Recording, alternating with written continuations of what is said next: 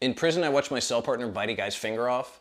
And unlike Hollywood violence, which is thrilling and epic and exciting, if you see violence up close, it's horrifying.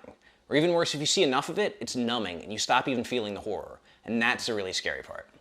And in this situation, it was stupid. It was literally over laundry. Like, who fights to that degree over laundry? Because my cell partner was a laundryman, so he would wash all the clothes for the top tier one day. The next day, he would wash all the clothes for the bottom tier. But some guys would pay him. They'd say, hey, I'll give you $5 a month. I want you to wash my clothes both days. Or they'd say, hey, I'll give you $3 a month. I want you to wash my clothes separate from everybody else's. So they paid and they got perks. But one guy, he wanted the perks, but he didn't want to pay. Okay, so they got into it one day because, oh, I want my clothes done this day. It's not your day. They had a little argument. Oh, I'm missing a sock. No, you're not. He finally got him the sock, but they were still mad at each other. It was just this feud that built one stupid little argument at a time. So one day the guy stuffs his bag with like 10 towels and extra clothes, like just massive bag, brings it down there and drops it off. My cell partner flips out. He brings it back to the cell and he's like, look, I'm not washing this. Like, you can do 3 and 3. Like, you don't pay me. I'm not doing you any favors. Like, screw you. They didn't fight right then though. Like, I could see in my mind they're both hot and they fight right then because they can't control themselves. Instead, it was worse than that because they just stewed. The guy's just pacing in his cell. My cell partner's back there pacing the laundry room, doing clothes and just getting madder and madder. So when we went to chow, we had to go down the stairs and there was this hallway where guys would fight. You're out of the way, there are no cameras, you don't have to worry about it. So he comes around the corner and this guy's waiting for him. And everybody sees it, everybody's hyping it up. You can just feel the energy when guys are gonna fight. They start throwing blows, they're going back and forth. The guy gets him around the neck. He's holding him in like a headlock, trying to punch him in the face, going back and forth. And he grabs him in a fish hook. He grabs his finger in his mouth and tries to pull up.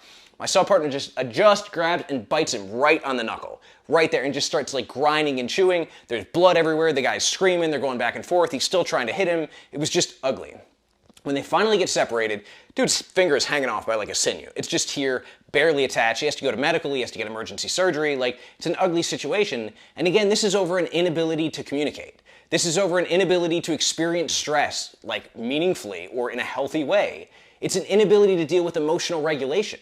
These are all the basic skills that we need to be teaching people, but instead we put people in prison in a stressful environment where it just builds and builds and builds, and there are few outlets. And especially an institution like that where you didn't even come out of the cell until 12 o'clock, where they would regularly take rec from you, they're just building this pressure cooker, and you have guys who don't know how to exist in society. Like, they don't have the skills they need to exist out there. They definitely don't have the skills they need to exist in this small pressure cooker. And we're not giving it to them. We're not making it better. We're not giving them the skills they need. We're just creating these situations over and over and over, and then saying, God, they just keep acting like animals.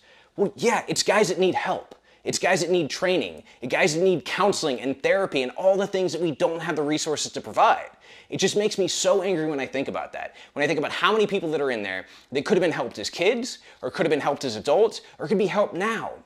We don't have the will, we don't have the desire. Instead, we just warehouse people. We stick them there in that pressure cooker and then wonder what's gonna happen.